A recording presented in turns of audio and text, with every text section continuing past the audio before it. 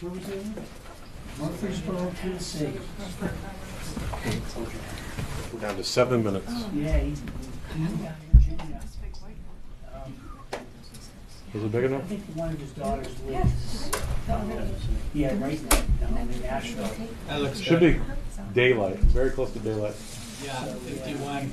Good, that's what you want. Grandkids there. Hello, Goa. How are you, sir? Thank Yeah. Nice to see you. you. Good to see you. Happy Thanksgiving. Happy Well, Thanksgiving. no, you know, they, Can't wait. I didn't know that somebody put something on the website. Better broadcasters that they have ideas ever produced. Yeah, and it's just nothing. Can we do a shout out to Zoom? Audio check 1, 2. Hey, Jeff Schogel, if you can hear me, can you give us a sound check from the Zoom world? Sure. Can you hear the sound of my voice? It's not very interesting. I could read Shakespeare, but why? Sounds great, Jeff. Thank you so much.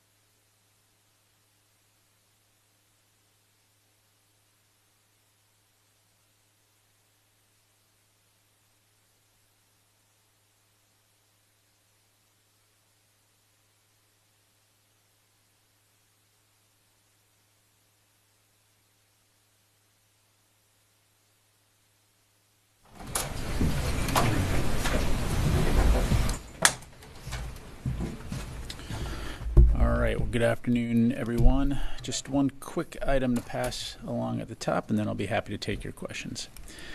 In recognition of the Thanksgiving holiday today and tomorrow, Secretary Austin will reach out to speak with service members from each branch of the armed forces to wish them well, and all those serving our country a happy Thanksgiving. During these calls, the Secretary will speak directly with service members who are forward deployed or supporting major operations throughout the world.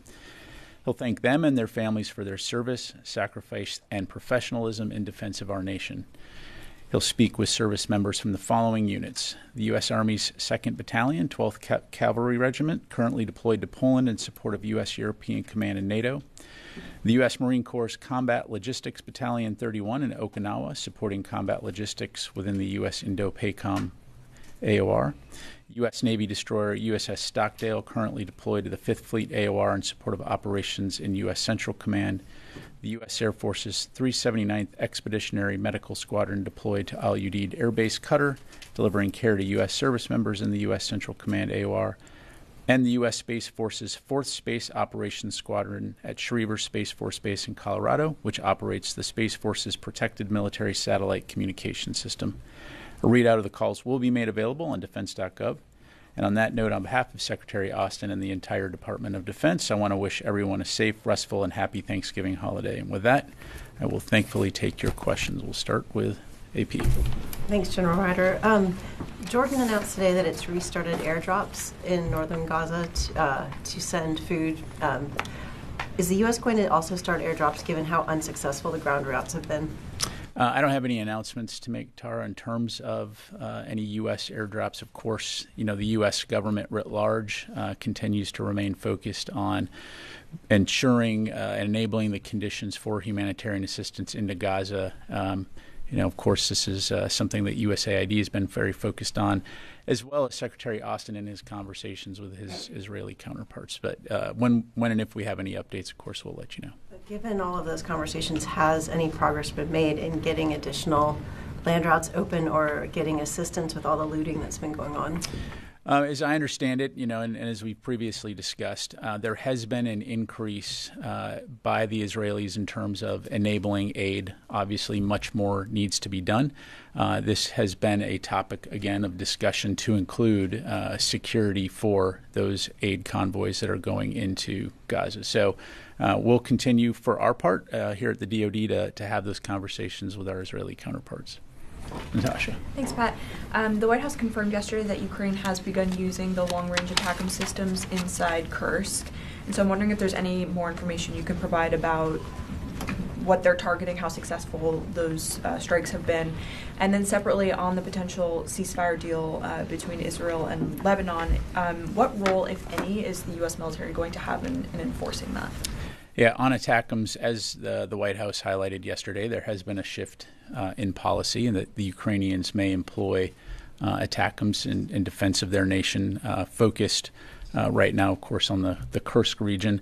I'll let the Ukrainians speak to their operations in terms of their targeting and their operations. I just won't get ahead of them on that. As far as the ceasefire goes, we're, of course, strongly supportive of a ceasefire. We're consulting closely with our interagency partners in terms of what potential contributions the DoD can make. I don't have anything to announce from here, but we'll certainly keep you updated. Jen. General Ryder, there's been a number of incidents in England with drones targeting U.S. bases, kind of swarming U.S. bases, challenging security. Do you believe they have hostile intent? Do you believe they were sent by a foreign adversary? What is happening what can you tell us about these drones? What I would tell you, Jennifer, is that they are being actively monitored. Installation leaders have determined so far that none of these incursions impact the base residents, the facilities, or the assets that we have on those bases. We're, of course, continuing to work with host nation authorities and our mission partners to ensure the safety of our personnel, our facilities, and the equipment. The bottom line is it's something that we're going to take seriously. We're continuing to look into it, but as of right now has not had any significant mission impact. Why not shoot them down? Well, I won't get into force protection measures. We, of course, always maintain the right to defend ourselves if we deem something to be a threat. But again, we'll continue to work with the local host nation authorities there. Lastly, do you think it's linked to the drones that were sighted at 3 or 4 different locations back in December of last year that we reported on recently on the state side? Yeah, I don't want to speculate and draw unnecessary connections. Again, this is something that we'll look into. As you know, small UASs, drones, have become something that's, relatively common now across the landscape.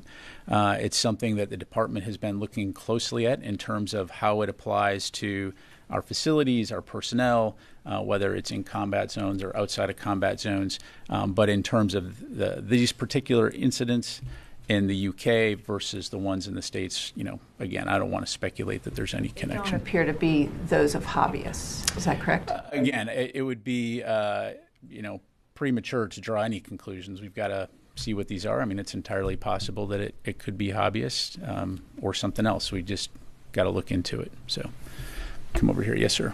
Thank you, General. My question will be about ICC's arrest warrant for Israeli Prime Minister Netanyahu and his previous Defense Minister, Mr. Gallant.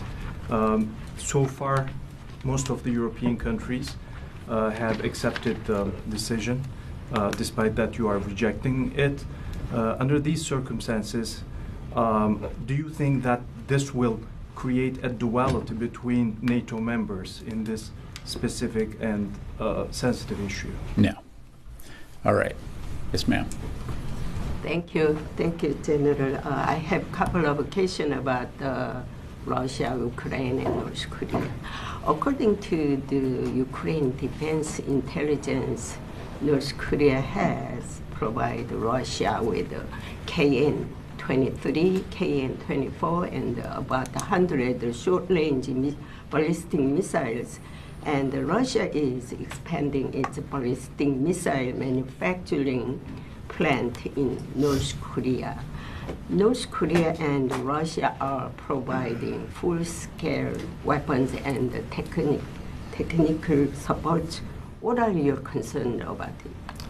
Well, Jeannie, I mean, we've talked about this in the past. We're, of course, concerned about the developing relationship between North Korea and Russia, as evidenced by the fact that they've deployed, upwards of 12,000 troops into Russia to support their invasion of Ukraine.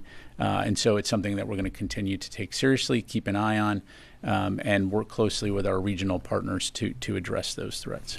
Russian Kremlin warned that South Korea is being used by the United States and the West, and that South Korea will be targeted as an accomplice with the West, which will lead to very bad result. It also said that if South Korea provide additional weapons to Ukraine, the war will be prolonged. How do you assess this?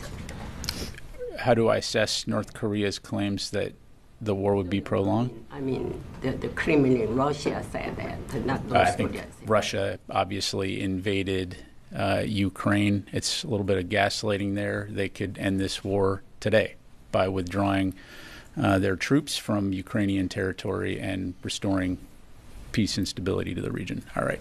We go to Fadi and then we'll go to the phone. Thank you, General, and welcome back. Channel 12 in Israel is reporting that the Israeli cabinet just approved the ceasefire in Lebanon. There's been reporting that the U.S. will contribute to the monitoring mechanism, maybe through being represented by General. Is this one of the ideas that being discussed in the U.S. government about potential role for the Pentagon in this? Well, again, as I mentioned to Natasha, we are consulting closely with our interagency partners and looking at what the potential role of the DoD could be. I don't have any updates to provide from the podium right at this moment, but certainly, as we have more to share on that front, we will. Is the DoD open to playing a role in monitoring the mechanism to make sure that the ceasefire actually holds? Well, I don't want to get ahead of the process here. we are certainly very supportive of the ceasefire, and the Department of Defense plays an important role within our interagency here in the U.S. And on working with partners in the region to prevent a wider conflict. And so, again, Fadi, we'll keep you updated on that. One follow-up. How do you see potentially the impact of this ceasefire on what's been happening in Gaza in terms of the war, in terms of the potential famine, and in terms of the deal over ceasefire and the release of hostages? Sure. And this is something that Secretary Austin has talked about quite a bit, is that for a while we've seen diplomatic means as key to enabling both Lebanese and Israeli citizens to returning to their homes on both sides of the blue line. And so that's probably the most significant, as well as just the simple fact of reducing the amount of violence that we're seeing and the destruction and death on both sides of the border. So I think that is probably the most prominent. Certainly, we still want to see a situation in Gaza where there's a ceasefire so that we can increase the flow of humanitarian assistance and restore a sense of stability and security in that region and see an end to the conflict between Israel and Hamas. And so a lot of potential good could come out of this ceasefire. Let me go to the phone here real quick. Jeff Shogel, Task and Purpose. Thank you very much. Have there been any attacks on U.S. troops in Iraq and Syria or elsewhere in the Middle East in the past week or so? And also the summary that OSD provided mentioned 2 attacks in Jordan. I can recall the Tower 22 attack. Is it possible to find out when the other one was? Thank you. Yeah, thanks, Jeff. I am aware of another, I believe, rocket attack against a facility in Syria. No U.S. injuries or facilities damaged. But let me take that question and we'll come back to you in the group here in terms of any specifics that we're able to provide on that. Okay. Let me go to Mike Glenn, Washington Times. Thanks, Pat. My question's already been answered. You can go on. Constantine, military.com. Thanks, Pat. Yesterday, Elon Musk said that he was in a meeting with senior military officers and they discussed sort of Pentagon procurement and bureaucratic sort of snafus and what have you. Is Mr. Musk holding transition meetings with military officials? I'm not aware of any transition meetings, Constantine. As you know, the President-elect's transition team has not contacted the department yet to conduct those transitions. So I'm not aware of any official meetings. Okay. Got it. Come back to the room here, Brandy. Thank you. Following up on Jen's questions, can you say on the record yet what the intent of any of these drones were? Is it to collect data or signals? Are they conducting surveillance? Yeah, I mean, I don't want to drone on here, but the bottom line is, again, still assessing what these are, and, just don't have anything further to pass along. I'd refer you to U.S. Air Forces in Europe, which I'm sure you're in contact with, just to keep in touch on the latest on that. And can you share anything yet about how you guys are detecting or countering them? Again, I don't want to get into the specifics in terms of tactics, techniques, and procedures as it relates to force protection. Certainly, we have a variety of means at our disposal, and we will protect our personnel and our facilities. But, again, just to kind of put this into context, even here in the United States, right, if there are drones that are being flown by hobbyists or some other entity, you want to make sure that you're doing due diligence not only to protect yourself and the safety of others, but also using appropriate measures in order to not inadvertently create second and third order effects. In other words, potentially harming the civilian communities in which we operate in and around. So again, right now the assessment is that these drones have had no operational impact or safety impact on our personnel at any of these facilities. We're keeping a close eye on them. We're, of course, communicating very regularly with the UK host nation authorities, and we'll take appropriate measures, again, to protect our personnel and our people. Sure. Just a quick Yeah. follow-up. Have there been any drone incidents domestically since October? That's a hard question to answer, Jen, because, I mean, the reality is on any given day, Pat Ryder, hobbyist drone pilot, can fly my drone next to a base and it's in and it's out. And is that a drone incident, or are we talking about something more serious, where like the Langley incident, where there's multiple drones operating over a facility for multiple days? So, again, I don't have any statistics in front of me, but just the reality is that these small aircraft are now ubiquitous across the United States and the world. I have a very close relative of mine who's a drone pilot, and he flies his drone all over and does amateur photography, and what if that drone gets blown or carried by the wind too close to a facility, or, they don't understand the FAA rules, et cetera, et cetera. So this is something that the department, the FAA, and others are looking at in this modern era of small aircraft. How do we make sure that we're responsibly protecting our assets while at the same time not assuming every single aircraft is going to be a threat? So thank you, Charlie. Welcome back. I hate to go on about it too. However, please do drone on. I have to drone on. This is the third time in 2 weeks. They appear to be coordinated, persistent operations, not the work of a hobbyist. There are reports out of Britain that 60 military personnel have been deployed, 60 British personnel have been deployed. Does this come down to the MOD? Is it down to the Home Office? I mean, there are other ways of taking down drones without shooting them down. Yeah, and you're right. And again, I won't speak for the MOD. And as I highlighted, of course, the U.S. Military are guests in England, in the United Kingdom, at the invitation of the government of the United Kingdom. So certainly working very closely with the authorities there. We are taking it seriously. We're monitoring, taking appropriate measures. Again, I'm not going to get into the specific TTPs in terms of when and if we feel that we need to take something down. At this point, the assessment is that these do not pose any type of effect on our operations or safety of our personnel. So I don't have an answer. I'd have to refer you to USAFE, but I mean, it's not uncommon if we have small teams that go around the world that are specialists in various capabilities. So I don't have an answer to that question. But I mean, you've got RAF Mildenhall, RAF Lakenheath, RAF Feltwell. All those bases are in close proximity. Literally minutes away from each other. So, again, we'll continue to keep an eye on it. But as of right now, I would just, caution jumping to conclusions about what this is and who's doing it. And we'll just, continue to keep you updated. I have an unrelated question. There are reports that the Russians have begun recruiting Yemenis to the fight. That came out of Ukraine. However, are you monitoring any more cooperation between the Russians and the Houthis in the Yemen area? What I would tell you, Charlie, is nothing significant. And that's just the bottom line. So nothing significant on that front.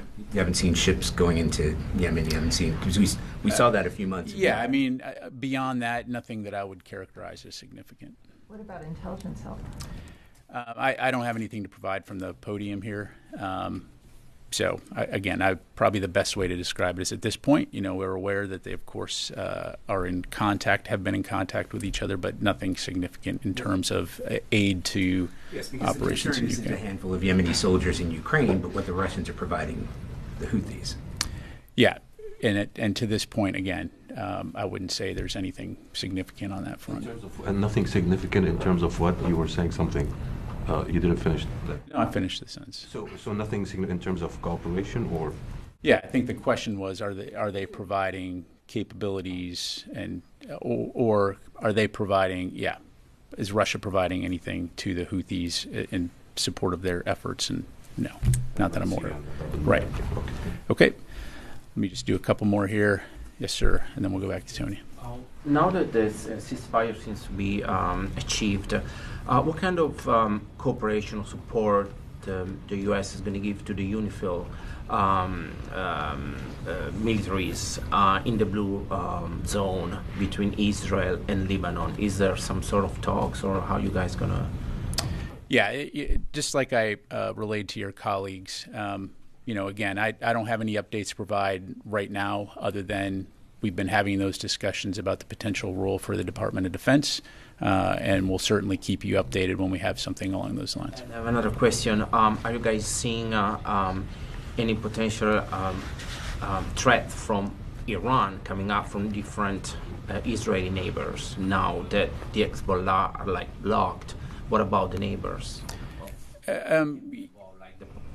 The Iranian allies? Yeah, I mean, nothing beyond what we've already seen from Iranian proxy groups. I mean, they obviously still pose a significant threat to Israel and the region, and we'll continue to work with our partners, to include Israel, to defend Israel from those kinds of attacks, but nothing new that you're not already tracking. All right, last question, Tony. One housekeeping question. And what's the status of the annual China military power report? Is that going to come out before this administration changes?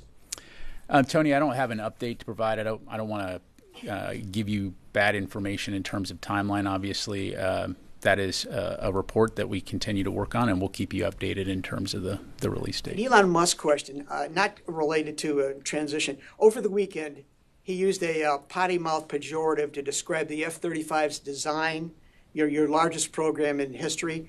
What is your response? He implied that the Pentagon should buy more drones and not manned aircraft, but he really took a shot at the F-35. Yeah, as I'm sure you can appreciate, Mr. Musk is currently a private citizen. I'm not going to make any comments about what a private citizen may have to say about the F-35. Thanks very much, everybody. Appreciate it.